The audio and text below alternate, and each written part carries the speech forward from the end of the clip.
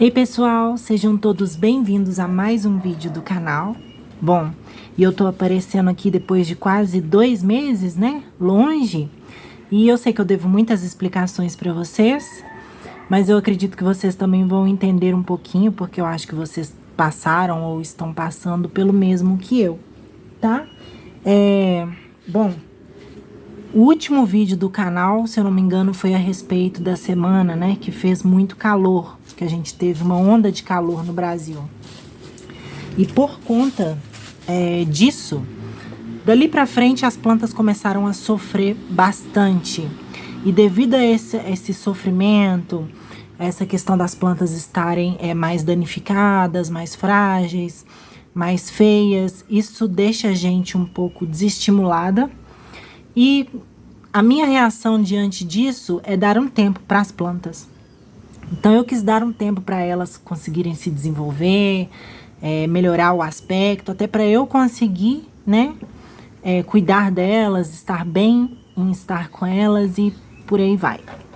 E uma coisa curiosa que eu vejo que está acontecendo bastante ultimamente, né, eu tenho visto muito no Facebook, no Instagram, são pessoas que estão abandonando o cultivo, tá?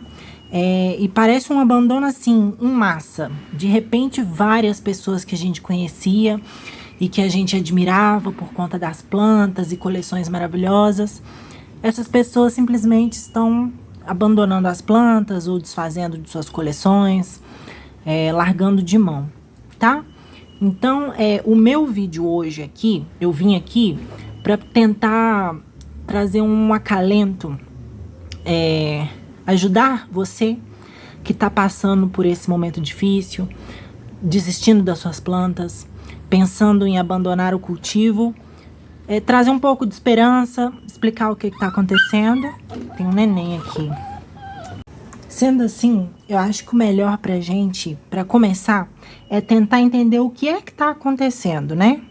Por que é que tá mais difícil cultivar suculentas, diferente do que era há 2, 3 anos atrás, tá? E, gente, o fator principal, tá? Tem sido o fator climático, as mudanças climáticas. O clima, ele tem mudado bastante e ele tem ficado mais extremo. Nós temos tido verões mais quentes, invernos mais frios do que o normal. E a gente precisa compreender que as crassuláceas, né, as suculentas, tem um vídeo sobre as crassuláceas aqui no canal, é importante que você vá lá para você conseguir conhecer cada gênero, entender onde que cada um se origina, qual é o tipo de clima que cada um deles gosta, até para você conseguir ajudar melhor as suas plantas, tá?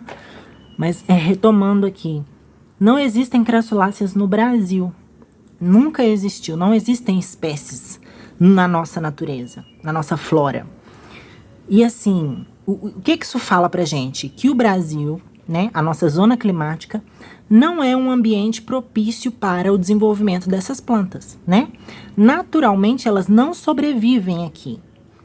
Elas sobrevivem através do nosso cultivo, né? Mas na natureza, não.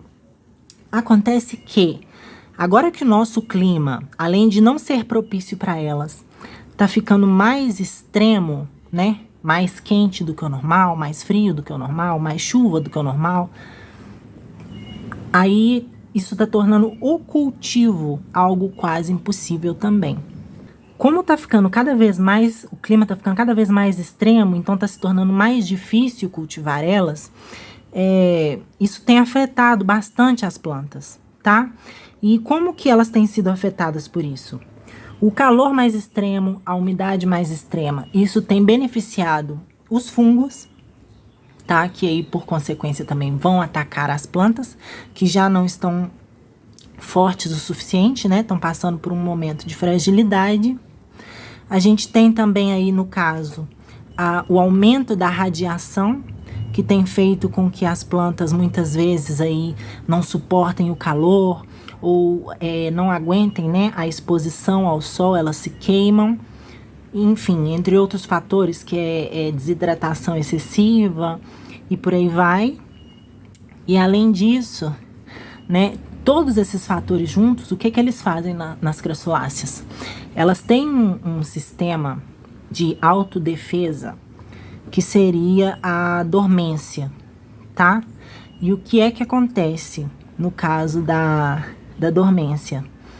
Ela é uma forma de defesa da planta e a planta, ela reduz o metabolismo dela. Sendo assim, ela para de crescer e para de desenvolver. Então, muito provavelmente você aí na sua casa já tem algum tempo, né? Acho que desde o início da primavera, que você está sofrendo com as suas plantas estão queimando, suas plantas não estão reagindo, né? Eu falo assim, as regas, elas não estão desenvolvendo como elas deveriam, elas não estão te dando a resposta que você precisava, elas se queimaram e não estão trocando as folhas. Por que isso está acontecendo? Porque elas estão dormindo. Elas desaceleram o processo metabólico e param de crescer, tá? Isso é um sistema de defesa e eu vou explicar para vocês. Mas basicamente o que você precisa saber é que a culpa não é sua e nem do seu cultivo. Então você não tem que se desesperar por causa disso, tá?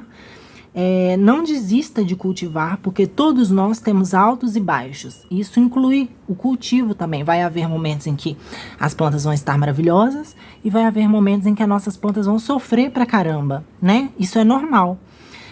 E a primavera e verão deste ano, né, do ano de 2023 e agora 2024, não foi fácil e não está sendo fácil para elas, tá? As plantas, no geral, no país inteiro, estão sofrendo bastante com o clima. Então é o seguinte, vou começar a explicar como que é a dormência e o que a gente pode fazer para ajudar as plantas a passar por esse processo. Só que antes disso, eu quero te pedir para já deixar seu like aí, compartilha esse vídeo com seus amigos que estão aí também pensando em desistir, né, do cultivo, e não deixe de seguir o canal, tá? Para que você consiga acompanhar os próximos vídeos e para me incentivar a continuar gravando vídeos para vocês também, tá ok? Então vamos lá. Então, começando, né, pelo o que é a dormência. Eu expliquei para vocês mais ou menos e ela é basicamente a desaceleração do metabolismo. E a gente vai conseguir entender melhor como funciona isso quando eu der um exemplo. Lá no hemisfério norte, no Canadá, no Alasca, naquelas regiões mais frias onde o inverno é muito rigoroso, vários animais, eles têm o hábito de se preparar, né? Nos meses mais quentes, eles reúnem alimento ou eles se alimentam mais do que eles precisam para que eles consigam acumular gordura corporal. E então, quando chega a estação fria, que é uma estação difícil, onde eles têm pouquíssimos recursos, então muitos deles entram numa toca e dormem durante todo o inverno. E é, entre aspas, mais ou menos isso que as nossas plantas estão passando, ok? Elas sabem que elas estão passando por um clima super difícil, que não está sendo fácil. E o que elas fazem? Elas dormem, elas desaceleram o metabolismo, então elas param de crescer, elas param de se desenvolver, elas param de se multiplicar, no sentido em que não vai soltar muda, não vai soltar haste floral, etc, etc, etc. Tá? A planta está dormindo, ela está parada. Sendo assim, nesse estado de letargia, não adianta, tá? A planta vai se desenvolver muito mais lentamente do que a gente já está habituado, do que é o normal dela, né? A gente já sabe que elas são lentas por natureza, mas dormindo, então, a gente praticamente não vê reação na planta. E isso causa um pouco de desespero na gente, porque a gente quer que a planta responda, a planta tá ferida, a planta tá queimada, a planta tá feia e a gente quer que ela responda. A gente tá regando, a gente tá cuidando, às vezes a gente tá até colocando fertilizante para ver se ela responde, mas não é o caso. E a gente precisa compreender esse momento, tá? Então eu fiz uma listinha aqui com 6 tópicos, que é o que nós podemos fazer para ajudar as plantas a passar por esse momento difícil, que tem sido aí a primavera, verão, essa época em que as nossas plantas estão entrando em dormência, tá? Bom, o primeiro ponto é você evitar adubar ou fertilizar a planta. Por quê? Quando você faz isso, de certa forma você está forçando processos metabólicos. O NPK, ele tem algumas funções. Se eu não me engano, o nitrogênio é para formação de folhas, o potássio é para flores, né? Talvez eu vá falar bobagem aqui, porque eu me esqueci agora do que representa o NPK, mas é basicamente isso. Um para folhas, um para raízes e o outro para floração. E isso são processos metabólicos. Sua planta está dormindo. Se você encher ela de estímulos, você vai causar um estresse desnecessário. Você pode até causar uma overdose na planta, porque ela não está preparada para lidar com aquela quantidade de nutrientes nesse determinado momento. Então, o que você pode fazer agora é deixar as plantas em paz, nesse sentido da adubação e fertilização, ok? Bom, vamos supor que você já usa aí aqueles adubo fertilizante de bolinha e já tá no vaso, não tem como tirar, etc e tal. Ou seja, sua planta tá recebendo estímulo de nutriente. Ou seja, ela pode acontecer da sua planta vir a florescer, uma floração forçada. Isso não é bom, tá? Então, o segundo tópico é: remova as flores. Não permita que a sua planta floresça. Por quê? A floração exige um gasto de energia que a sua planta não precisa nesse momento. Tudo que nós precisamos agora é fazer com que ela gaste o mínimo de energia possível. Sendo assim, impedir que ela floresça é o melhor que você pode fazer. E além disso, evitar ao máximo remover folhas das suas plantas, porque cada folha é uma reserva de energia. Então evite arrancar folhas para que você não remova as reservas de energia da sua planta. Ela precisa delas, tá? Para continuar bem do jeito que ela tá e conseguir se recuperar quando ela acordar. Ok? Terceiro ponto: não toque na planta. O que eu quero dizer com isso? Não é o momento de mudar a planta de vaso. Não replante. Isso vai fazer muito mal para sua planta. É só replantar? Não. Nem toque no vaso. Não gire o vaso. Não mude a posição da planta. Toda vez que a sua planta ela já tá... a gente tem que entender o seguinte. As plantas são seres vivos inertes, certo? Eles vivem em inércia. A semente cai em um determinado lugar.